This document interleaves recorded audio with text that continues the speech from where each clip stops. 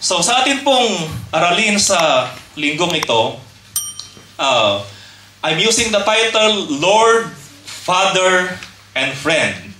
Ang Diyos bilang Panginoon, ang Diyos bilang Ama o Magulang, at ang Diyos bilang isang kaibigan. Ano po yung favorite nating ginagamit upang tawagin ng Diyos? Ano po yung common or madalas po natin gamitin when we call unto God? Father. Ano pa ho? Father.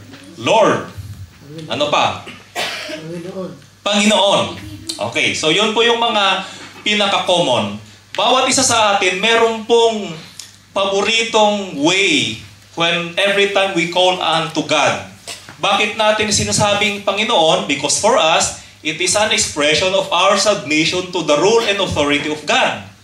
Di kaya minsan, may mga tumatawag sa Diyos, ang tawag nila, may mga iba't ibang biblical verses, halimbawa, the Rock of Ages, the Morning Star. So marami po sa Biblia, ang daming mga term na pwedeng gamitin upang tawagin natin ang Diyos. But each one of us, meron kang paborito. Kasi doon ka mas nakaka-relate kung sino sa Diyos sa iyong buhay, doon sa ating karanasan, doon sa ating pagkakilala, not only according to what other people have said, but according to what we have seen and experienced and witnessed in our own life, kung sino ang Diyos sa atin. Makikita po natin, number 1, doon po sa sulat ni St. Paul sa mga taga-Colosas, sabi niya, since you have accepted Christ Jesus as Lord, live in union with Him. Colossians chapter 2, verse 6. Yung pong term ni Paul dito, Jesus Christ is your Lord. Jesus is Lord. G-I-L. Oh. Hindi po tayo G-I-L, pero the word Jesus is Lord sa Biblia, it is considered as the first. Siya yung oldest na creed. So di ba, merong Apostles' Creed, merong Nicene Creed, pero bago pa nagkaroon ng ganyan, yung unang mga Kristiyano, it is enough to say that Jesus Christ is Lord. Ano po yung kabuluhan when we say Jesus is Lord doon po sa New Testament times? Yung pong salitang Lord doon sa Greek is Kyrie. So, Kyrie. O di kaya Kurion. Yung word na Kyrie, yung po yung tawag sa mga emperor. Yung po yung tawag sa mga deity. Yung po yung tawag sa mga Diyos-Diyosan ng mga Grego. So when you say the Lord or the emperor is Lord, pag sinabi mong Caesar is Lord, sinasabi mo na siya ang iyong Panginoon, siya ang iyong pinuno, yung loyalty mo ay nasa Roman Empire. Speaking of Roman Empire, dito yung base ng Roman Empire, Italia, Roma. So yung emperador sa Roma, subject niya lahat. The entire Roman Empire, as far as Africa during those days, siya yung kinikilalang Panginoon. But here comes, dumating si Jesus. Ang tawag ng mga Kristiyano sa Kanya, Jesus is Lord. Jesus is Kyrie. Ano pong bago doon? Imbes na sasabihin nilang, the Emperor is Lord, hindi na, Jesus is Lord. At ano po yung katumbas ng pagtawag nilang Jesus is Lord? It was a political heresy. Hindi mo sasabihin ang Kyrie sa kahit sinong tao maliban sa emperador. But the Christians affirmed with all of their heart, Jesus Christ is Lord. Ibig sabihin, ang kanilang loyalty ay hindi sa tao, kundi sa Diyos lamang.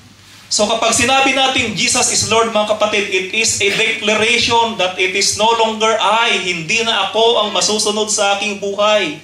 Hindi na ang ibang tao, hindi na ang politiko, kundi si Jesus lamang. At wala nang iba. Siya ang aking tutok din, sa Kanya ako maglilingkod, sa Kanya ako tatalima, at wala nang iba.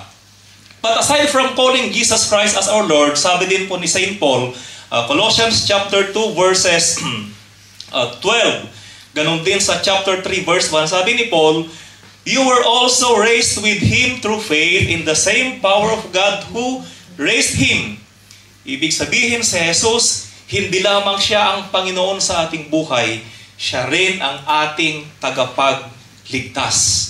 So hindi lamang siya ruler, kundi siya ay ating Savior. Ibig sabihin ni San Pablo, ang bawat taong sumusunod kay Kristo ay nagkakaroon noon ng bagong buhay kay Kristo. Meron namang kasalanan, meron namang nagawang kamalian sa nakaraan, kayang-kaya ng Diyos na baguhin ang ating mga buhay at patawarin tayo upang bigyan ng kalakasang mabuhay ayon sa kalooban ng Diyos. Mga kapatid, when we say Jesus Christ is Lord, we are acknowledging the reality na tayo'y makasalanan. Minsan po sa ating mga buhay, minsan or madalas, lahat po tayo dito ay may kasalanan. Ako, maging ang bishop, lahat ng tao ay nagkakasala. Sometimes, how do we react when we do something wrong? Meron pong mga tao na kapag nagkaroon ng mabigat na kasalanan, yun yung nagiging dahilan upang umiwas na sa church, di ba? Ayaw ko nang magsimba kasi meron akong nagawang kamalian. At si Satanas, every time we commit sin, yun yung gustong-gusto niya. On the other hand, every time we commit sin, ang Diyos mismo ay nalulungkot. Pero ito po yung kaibahan. Meron pong writer, si Ricardo Sanchez, sabi niya, Satan knows your name, but he calls you by your sin. God knows your sin, but he calls you by your name. Ano pong kaibahan? Alam ni Satanas ang pangalan ninyo. Kilala niya tayo.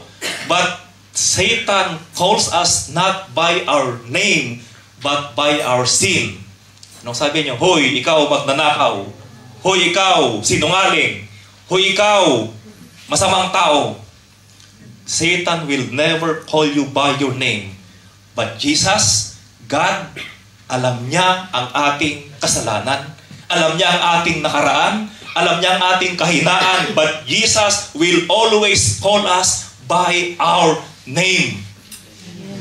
Basahin niyo po sa Bible. Every time God calls, hindi niya sinasabing, uy, ikaw.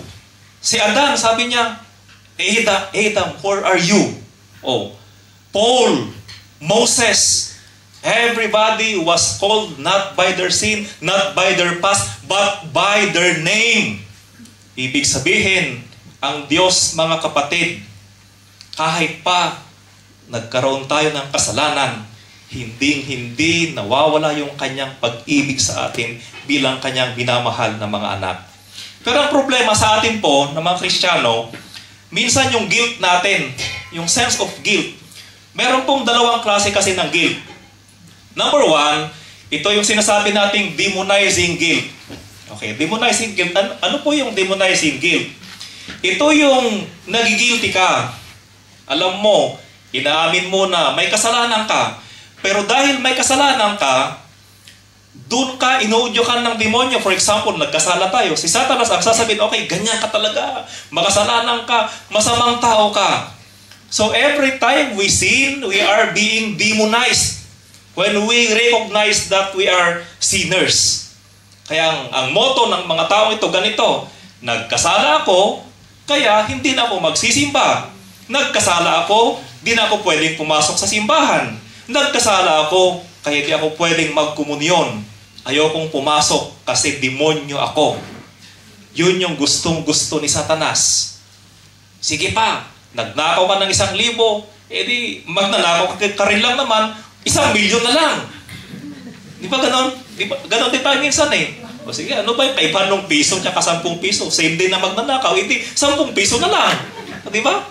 Go! Ganon si Satanas. He will demonize you. Yun yung demonizing guilt. Number 2, meron pong transforming guilt. Ano po? Anong kaibahan? You recognize your sins. You recognize that you have gone away from the way of the Lord. Pero, because we recognize our guilt, that guilt will not demonize us, but it will lead us into repentance and transformation. Saan po tayo doon, mga kapatid? Kapag meron pa tayong nagawang kamalian sa Diyos, are we going to draw closer to God for forgiveness? O di kaya yun yung nagiging dahilan para i-disconnect natin ang ating sarili mula sa Diyos? Ang invitation po ni St. Paul, clothe Jesus Christ. Sumunod kay Jesus sapagkat siya ang ating Panginoon. Kaya niyang baguhin ang ating buhay gaano man tayo kasama. If we confess, if we have the humility to come before God, because sin is not the final word. Sin is not the final word. It is God's love. It is God's forgiveness. That is the final word when we have Christ in our lives. Because God is our Lord and Savior. Number 2, mga kapatid, God is not only our Lord, but God is also our Father. Father. Doon po sa ating binasa kanina from the Gospel, ito po yung Lord's Prayer, pero yan po yung version ni Lucas, di ba? Dalawa po yan. Yung Lord's Prayer according to Matthew, ito naman, Lord's Prayer according kay Lucas. Pero meron silang commonality. Ang sabi ng mga disciples, Jesus, please teach us how to pray. Ang sagot ni Jesus, when you pray, say this prayer, Our Father. Okay, Our Father. Ano ba yung salitang Father, mga kapatid? Sa mga Hudyo, they call God as Abba. Or pati sa mga Aramaic Christians, Abba. Yung pong salitang Abba, kapag tinagalog natin, siya ay tatay. Di kaya sa Ilocano, amang, tatang. O di kaya sa English, daddy or papa. Nasubukan niyo bang tawagin ng Diyos na papa or daddy? O ba kayo tumatawa? Di ba parang feeling close, di ba? Feeling close. O di ba gano'n naman talaga? Kasi nasasanay tayo O Lord our God, napaka-majestic, parang napakalayo ng Diyos kasi nga, you are our King. There's nothing wrong with that, mga kapatid. But Jesus introduced a new way of addressing God, and that is to call God as our Papa. Papa, tatang, tatay, papsi, daddy. Papsi, di ba? Amang, tatang. Anong kaibahan? Nandun pa rin yung reverence, nandun yung submission, pero nandun yung intimacy. And that is what Jesus is teaching us. We consider God not only as our King, but we consider God as our Father. Isang Ama na nakikinig, handang ibigay ang ating mga pangangailangan. So sa atin pong panalangin, mga kapatid, it is not simply a matter of asking. Prayer is not simply about giving God our prayer list, but prayer is primarily a relationship with God. Ang problema kasi minsan, mga kapatid, ang prayer parang nagiging parang nagiging listahan ng mga grocery items. Lord, ito po. Lord, 1, 2, 3, 4. Diba? Nakakalimutan natin.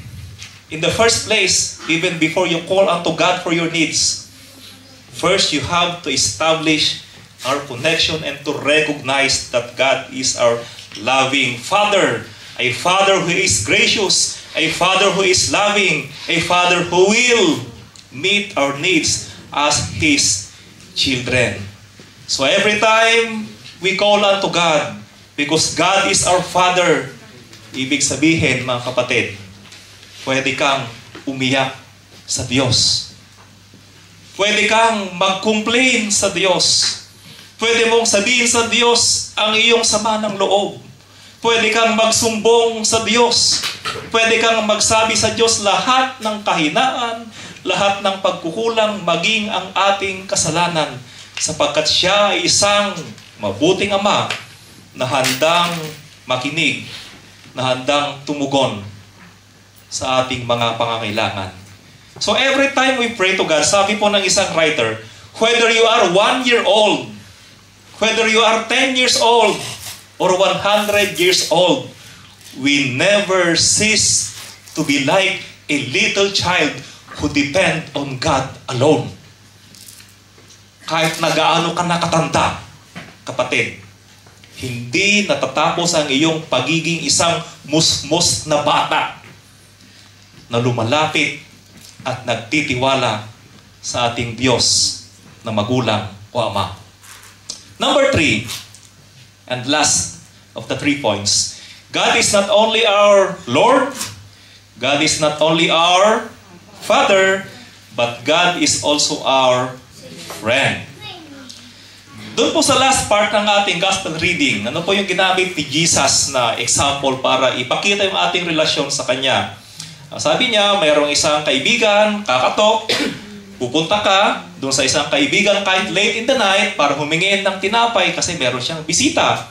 So, sino po sa inyo dito ang kahit na this oras na ng gabi, pwede mong i-text o tawagan ng iyong kaibigan.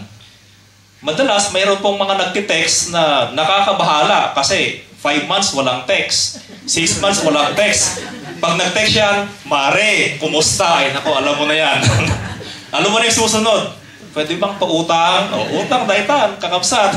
Pero, still, kahit sabihin natin, okay, 6 months, walang communication, pero dahil kaibigan ka niya, di ba? Meron siyang lakas ng loob kahit this oras ng gabi, kahit na matagal na kayong hindi nagkikita kasi you are his or her friend. So, the same thing with God. When we approach God, we need to come before God as a friend who is ready to listen to us. Because every time or even before we say our first word, God is already there. Bago ka pa magsalita, naandyan na ang Diyos. Sapagkat alam mo, ng Diyos ay makikinig sa'yo. Ano pong sabi ni Jesus? Ask and you will receive. Seek and you will find. Knock the door and the door will be opened to you. The bottom line is, God answers prayer with love and compassion. So ano po yung content ng prayer natin, mga kapatid? What is in our prayer? Minsan kasi may mga nagsasabi na siguro ang Diyos hindi malaki sa Kanya or hindi niya concern yung mga maliliit na bagay sa aking buhay. Ang alam lang natin minsan na content ng prayer, yung talagang malalaking issue, malalaking concern, malalaking problema. Pero there's no concern in our life, no matter how simple, no matter how small we think, na hindi mahalaga sa Diyos. At wala ring bagay na napakalaki, napakahirap, napakabigat, na hindi kayang tugunan ng kapangyarihan ng ating Diyos. So whether it's a small thing, whether it's a big concern, we have the courage and the confidence to come before God because God cares. God cares in everything that we bring before Him. Meron po akong kwento o personal testimony, mga kapatid. I was born and raised in a poor family. Mahirap po yung pamilyang pinanggalingan namin. Wala kaming sariling lupa. Maliban doon sa loteng kinatitirikan ng aming bahay. Ang aming tatay, 5 magkakapatid, nag-aaway-away pa sa mga mana nila. Kaya kung sino yung malakas ang loob, siya yung may mas malaking share doon sa kanilang mga lupang minana. The same thing doon sa aking mother side. Inangkin lahat ng kuya nila, yung 2 babae na bunso tsaka yung nasa gitna, walang nakuha except for a few square meters ng farmland. So, nung bata po kami, yung aming pong bahay, maliit, bahay kubo siya. Bahay kubo na dahil lumang-luma na, kapag bumagyo, talagang delikado na. At yun lang nga, one time bumagyo, bumagsak, nag-collapse yung bahay kubo namin. Ang option ay makitira doon sa family house na ng tatay namin na nakapangalan doon sa kanilang bunso. So for how many years? Maybe more than almost 10 years na wala kaming sariling bahay. Yung family house na yon, luma na rin, kaya kapag bumabagyo, talagang umuuga yan. At kapag masyadong malakas yung bagyo, kailangan naming mag-evacuate at pupunta doon sa aming simbahan, malapit sa aming bahay, hanggang humupa ang bagyo.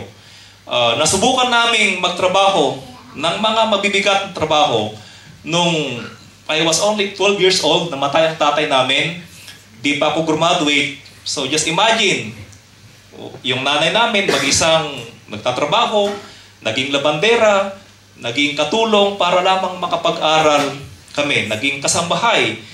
Nagtapos ako mga kapatid, hindi ko po kinakahiya. Ako ay nakapag-aral bilang pastor dahil sa mga taong naawa sa amin. Wala kaming pera, pero by the grace of God, alam po natin mahal ang bayarin sa seminary, but with the grace of God, nakatapos po ako. Ito po yung milagro. Nung naging pastor na ako, miracle of all miracles. Alam naman natin, ang pastor, kukunti ang monthly support. Yung pong support ko noong month, nung first destino ko, 450. Hindi 450,000. 450 pesos a month. Ganun po, kahirap noon. Pero, imagine, sabi ko, paano kaya, from that first assignment, unti-unti nakapagpatayo kami ng aming sariling bahay. Na hanggang ngayon, di pa tapos. 20 years na mahigit. Pero at least, pintura na lang ang kulang. Hindi kami pinabayaan ng Diyos. At noong pong malapit na kaming maglagay ng bubong, sabi ko, Lord, kulang tong pera namin. Meron po akong kaibigan na nasa US, sabi ko, baka pwedeng magpairam ka ng 250,000. O sige, pastor. 250. Ang kagandahan po noon, no interest, walang deadline kung kailan babayaran. Bayaran mo lang kung kailan mo kakayanin. So, I did. I borrowed 250,000. After siguro 1 year, nagbakasyon sa Pilipinas, sabi ko, sorry kuya, kasi yung 200 na sinabi ko na installment, 15,000 pa lang yung 250, should I say.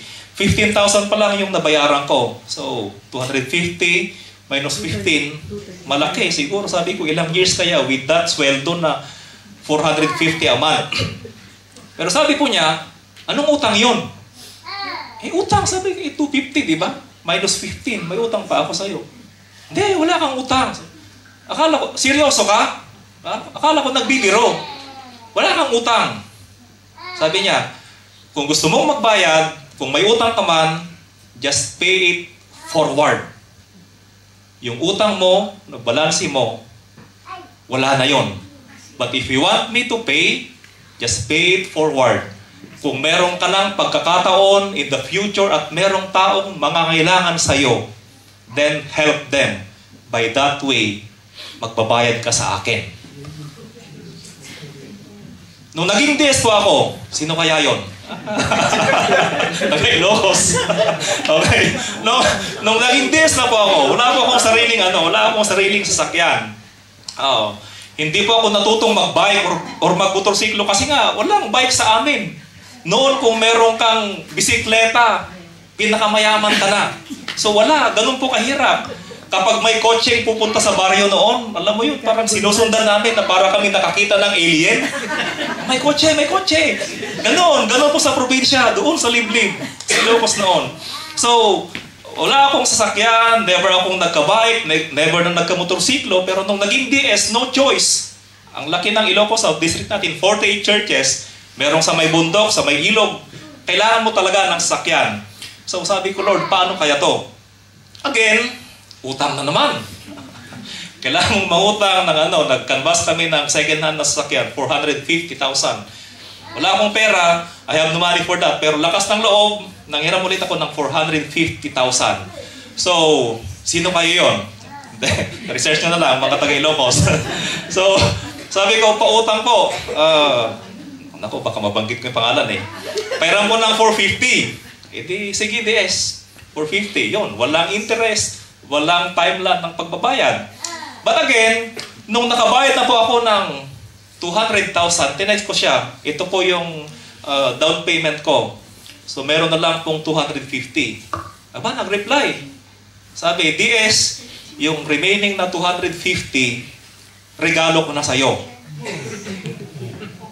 200,000 na bayad for 50, naging 200,000 lang.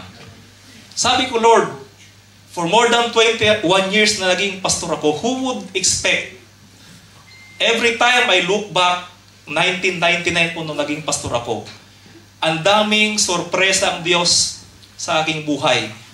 Sabi ko nga, nung bata pa ako, makapunta lang ako ng Manila, masaya na ako. Alam niyo, yung probinsyano. 1998, nakapunta na ako. And then after that, sabi ko, Lord, siguro kahit mag-Singapore, pwede na, masaya na ako. Aba, nag-Singapore, tapos nag-Laos, tapos nag-Thailand, tapos nag-Korea. And then, lastly, ito po, last year, hindi ko na-expect.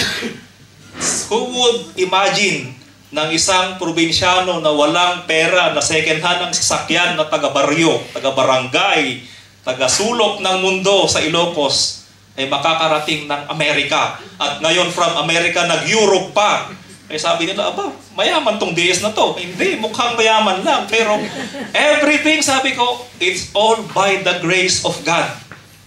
Wala akong pwedeng ipagmalaki sapagkat lahat ng ito ay biyaya ng Diyos na mapagmahal, ang Diyos na ating kaibigan. Sabi nga ni Jesus, when you pray, give us this day our daily bread. God will listen, God will provide, God will give forgiveness, God will bless us. Pero ang challenge po mga kapatid, as we are blessed by the mercy and abundance of God's love, meron po tayong misyon. Tayo pinagpapala, tayo pinapakinggan ng Diyos upang tayo din naman ay maging pagpapala sa iba. So when God will bless you, or when we pray to God, ito po yung pakiusap ni San Pablo sa atin at pakiusap ng ating teksto. God will bless you in order to bless others. Because sometimes, the best answer to our prayers is for us to become an answer to someone else's prayers. Yung po kayo yung prayer natin. Of course, initially ang prayer natin, Lord, ito yung kailangan ko. But may we pray, ipanalangin po natin, naabot po tayo dun sa point ng content ng prayer natin ay hindi lamang para sa atin. Kundi ang ating panalangin ay maging instrumento ako upang matugunan ng Diyos ang panalangin ng aking kapwa. So my friends, as we close this message, let us all be reminded, Jesus Christ is our Lord who claims us as His own. Therefore, let us pray with humility and submission. God is a loving Father who knows and embraces us as God's children. Therefore, pray intimately. And lastly, God is a close friend. Therefore, pray confidently. To God be the glory. Amen.